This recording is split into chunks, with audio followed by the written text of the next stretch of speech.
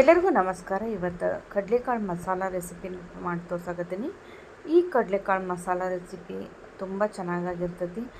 ರೈಸಿಗೆ, ಚಪಾತಿಗೆ, ರೊಟ್ಟಿಗೆ, ಪುರಿಗೆ ಎಲ್ಲದಕ್ಕೂ ಒಳ್ಳೆ ಕಾಂಬಿನೇಷನ್ ಅಂತಲೇ ಹೇಳ್ಬೋದು. ಹಿಂದಿನ ದಿನ ರಾತ್ರಿ ನಾನು ಕಡಲೆಕಾಳನ್ನ ನೀರೊಳಗೆ ತೊಳ್ಕೊಂಡು ನೀರನ್ನ ಮತ್ತೆ ಹಾಕಿ ನೆನೆಯಾಕಿಟ್ಟಿದ್ದೆ. ಈಗ ನೆನೆದ ಕಡಲೆಕಾಳನ್ನ ನಾನೀಗ ಕುಕ್ಕರ್ನಾಗ ಹಾಕಿ ಸ್ವಲ್ಪ ಉಪ್ಪು ಹಾಕ್ಕೊಂಡು ಬೇಯಿಸ್ಕೊತೀನಿ. ಒಂದು 5-6 ಸೀಟಿ ಮಾಡಿಸ್ಕೋಬೇಕು. ಇದನ್ನ ಚೆನ್ನಾಗಿ ಬೇಯಬೇಕು ಕಡಲೆಕಾಳು, ಅಂದ್ರೆ ಇದು ರುಚಿ ಚೆನ್ನಾಗಿರುತ್ತೆ.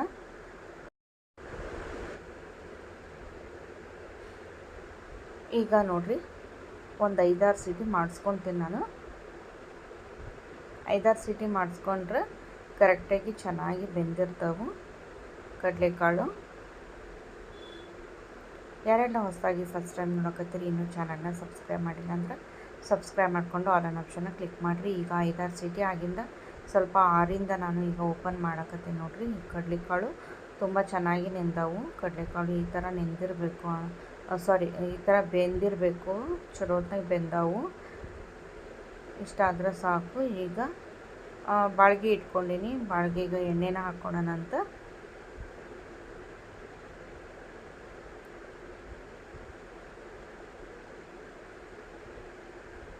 ಎಣ್ಣೆ ಕಾದ್ಮೇಲೆ ಸಾಸಿವೆ ಜೀರಿಗೆ ಹಾಕ್ಕೊಳ್ಳೋಣ ಅಂತ.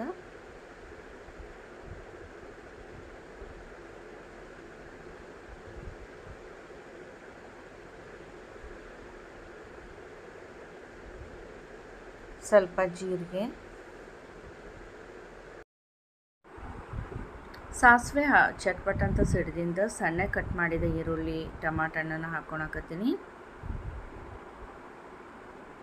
ಮತ್ತು ಕೊತ್ತಂಬರಿ, ಕರಿಬೇವು ಕೂಡ ಹಾಕ್ಕೊಳಕತ್ತೀನಿ. ನೋಡಿರಿ, ಚಲೋತ್ನಾಗಿ ಹಸಿ ಸ್ಮೆಲ್ ಹೋಗೋವರೆಗೂ ಎಣ್ಣೆ ಒಳಗನ ಇದನ್ನು ಫ್ರೈ ಮಾಡ್ಕೋಬೇಕು, ಅಂದರೆ ಟೇಸ್ಟು ಚೆನ್ನಾಗಿರುತ್ತೆ.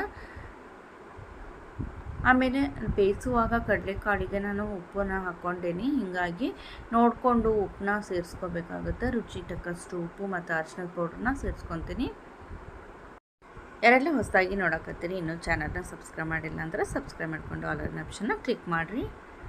ಈ ಥರ ನಾನು ಎಣ್ಣೆ ಒಳಗನ ಫ್ರೈ ಮಾಡಿಕೊಂಡು ಈಗ ರುಚಿ ತಕ್ಕಷ್ಟು ಉಪ್ಪು, ಅರಿಶಿಣದ ಪೌಡ್ರನ್ನ ಹಾಕ್ಕೊತೀನಿ. ಮತ್ತು ಮನೆಯಲ್ಲೇ ಮಾಡಿದಂತಹ ಗರಂ ಮಸಾಲ ಕೂಡ ಹಾಕ್ಕೊತೀನಿ. ಜೀರಿಗೆ ಪೌಡ್ರು, ಗರಂ ಮಸಾಲ, ಧನಿಯಾ ಪೌಡ್ರು ಎಲ್ಲನೂ ಹಾಕ್ಕೋಬೇಕು. ಮತ್ತು ಖಾರ ತಕ್ಕಂಗೆ ಕಾಶ್ಮೀರಿ ಚಿಲ್ಲಿ ಪೌಡ್ರೂ ಕೂಡ ಹಾಕ್ಕೊತೀನಿ. ಈಗ ಒಂದೊಂದಾಗಿ ನಾವು ಸೇರಿಸ್ತಾ ಚಲೋತ್ನಾಗಿ ಇದನ್ನು ಫ್ರೈ ಮಾಡ್ತಾ ಹೋಗಬೇಕು. ಹಸಿ ಸ್ಮೆಲ್ಲೆಲ್ಲ ಹೋದಾದ್ಮೇಲೆ ಮಸಾಲ ಸಾಮಗ್ರಿಗಳನ್ನ ಹಾಕ್ಕೋಬೇಕು. ಮೊದಲು ನೀವು ಹಾಕ್ಕೋಬೇಡ್ರಿ, ಮೊದಲೆಲ್ಲ ಚಲೋತ್ನಾಗ ಫ್ರೈ ಮಾಡ್ಕೋಬೇಕು. ನೋಡಿರಿ, ಗರಂ ಮಸಾಲ ಆಗಲಿ, ಜೀರಿಗೆ ಪೌಡ್ರು, ಧನಿಯಾ ಪೌಡ್ರು ಎಲ್ಲನೂ ಹಾಕ್ಕೋಬೇಕು.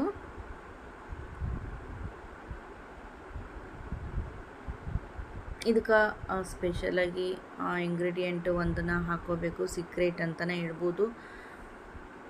ಈಗ ಖಾರಕ್ಕೆ ತಕ್ಕಂಗೆ ನಾನು ಖಾರದ ಪೌಡ್ರನ್ನ ಹಾಕ್ಕೊಂಡು ಒಂದು ಮೀಡಿಯಮ್ ಗಾತ್ರದ ಟಮಾಟನ ಸಣ್ಣ ಕಟ್ ಮಾಡಿದ್ದ ಹಾಕ್ಕೊಂಡೇನಿ.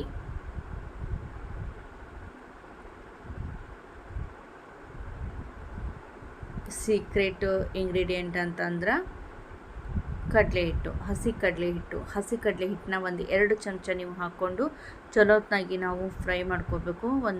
ಒಂದು ನಿಮಿಷ ನಾವು ಚಲೋತ್ನಾಗಿ ಫ್ರೈ ಮಾಡ್ಕೊಂಡಾದ್ಮೇಲೆ ಆಮೇಲೆ ಉಳಿದಿದ್ದ ಸಾಮಗ್ರಿಗಳನ್ನ ಹಾಕ್ಕೋಬೇಕು.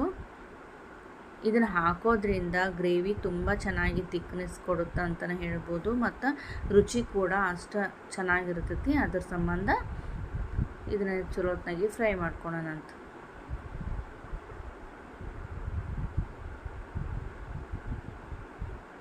ಇದು ಕೂಡ ಹಸಿ ಕಡಲೆ ಹಿಟ್ಟು ಆಗಿರೋದ್ರಿಂದ ಚಲೋತ್ನಾಗಿ ಇದನ್ನು ಫ್ರೈ ಮಾಡ್ಕೋಬೇಕು. ಆಮೇಲೆ ಬೇಯಿಸಿದ ಕಡಲೆಕಾಳನ್ನು ಇದ್ರೊಳಗೆ ಸೇರಿಸ್ಕೊಳೋಣ ಅಂತ. ನೀವು ಅನ್ನಕ್ಕೆ ಏನಾರ ಮಾಡ್ಕೊಳಕತ್ತಿದ್ರೆ ಒಂದು ಸ್ವಲ್ಪ ಜಾಸ್ತಿ ಗ್ರೇವಿ ಬೇಕಾಗುತ್ತೆ. ಹೀಗಾಗಿ ನೀರಿನ ಪ್ರಮಾಣ ಸ್ವಲ್ಪ ಜಾಸ್ತಿ ಮಾಡ್ಕೊಳ್ರಿ. ಈಗ ನಾನು ಬೇಯಿಸಿದ ಕಡಲೆಕಾಳು ನೀರನ್ನ ಸಮೇತ ಹಾಕ್ಕೊಂಡಿನಿ. ಚಲೋತ್ನಾಗಿ ಇದನ್ನು ಮಿಕ್ಸ್ ಮಾಡಿಕೊಂಡು ಮಸಾಲ ಎಲ್ಲನೂ ಒಂದು 2-3 ನಿಮಿಷ ನಾವು ಚಲೋತ್ನಾಗಿ ಬೇಯಿಸ್ಕೋಬೇಕು. ನೀರು ಬೇಕು ಅಂತಂದರೆ ಆ್ಯಡ್ ಮಾಡ್ಕೊಳ್ರಿ ಇನ್ನೂ ಸ್ವಲ್ಪ. ಈಗ ನೀರನ್ನ ಆ್ಯಡ್ ಮಾಡಿಕೊಂಡು ಚಲೋತ್ನಾಗಿ ನಾನು ಇದನ್ನ ಒಂದು 5-10 ನಿಮಿಷ ನಾನು ಬೇಯಿಸ್ಕೊತೀನಿ.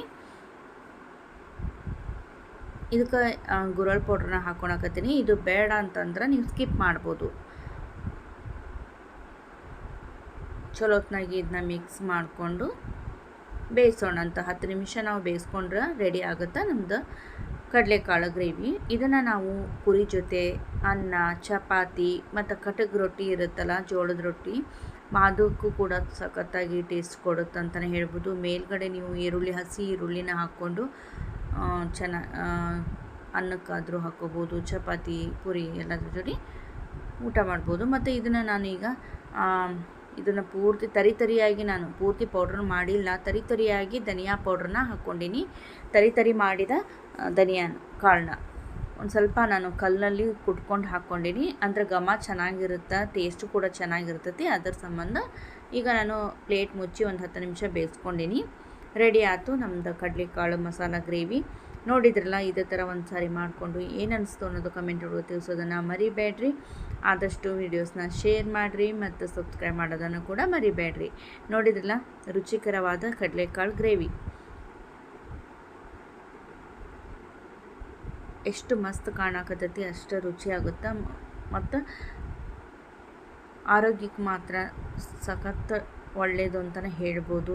ಮತ್ತು ಇವನ್ನ ನೆನೆಸಿದ್ದ ಕಾಳುಗಳನ್ನು ಮಕ್ಕಳಿಗೆ ಕೊಡೋದ್ರಿಂದ ಕೂಡ ಹೆಲ್ತಿಗೆ ಭಾಳ ಒಳ್ಳೆಯದು. ಮತ್ತು ಲಾಸ್ಟಲ್ಲಿ ನಾನು ಕೊತ್ತಂಬರಿ ಸೊಪ್ಪು ಹಾಕ್ಕೊಂಡೀನಿ. ಈಗ ರೆಡಿ ಆಯಿತು. ಮತ್ತೆ ಮುಂದಿನ ವಿಡಿಯೋದಾಗ ಭೇಟಿ ಆಗ್ತೀನಿ. ಅಲ್ಲಿ ತನಕ ನಿಮ್ಮೆಲ್ಲರಿಗೂ ನಮಸ್ಕಾರ ರೀ.